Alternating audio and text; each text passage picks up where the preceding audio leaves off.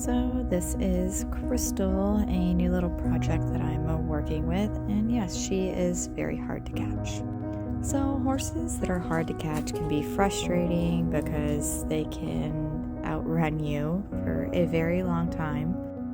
So with her, I'm able to kind of chase her into this small pen, and then from there, that's when we've been working on haltering, catching, releasing.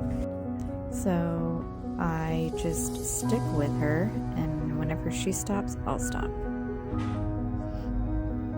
Now, I do not use feed to catch because I feel like that does not necessarily fix the problem at all. It's just one of those things, when you get the halter, you cannot give up. You have to catch them. Horses are very smart, so they will learn, oh, I only had to run around for 30 minutes before she ended up giving up. So day one, it took me about 2.5 hours to actually catch her. The next day, probably down to 1.5 hours, and it just kept getting shorter and shorter. And that's why I say you don't give up once you have that halter. I promise your times will get shorter and they will be easier.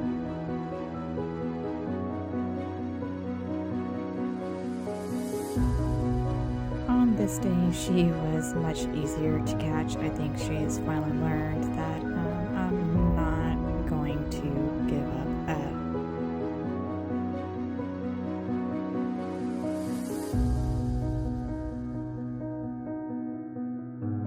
So you can see me like walk up and then pet on her and walk away, and then come up, pet on her again, halter her.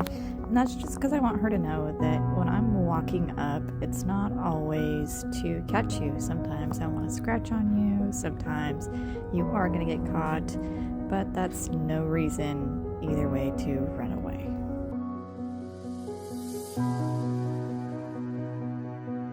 I am very proud of how far Crystal has come. She went from sitting a halter and running around for 2.5 hours to this. I love that she was actually offering her nose to me. She backed up a little bit, but from day one, this is just huge progress, and I am so proud of. So she actually was gonna get a haircut. She had a bunch of those huge burrs in her mane, and it looked like she was just carrying around a giant hedgehog on her head. Once I cut all of it off, she was so relieved. Thank you so much for watching, and let me know if I want a part 2.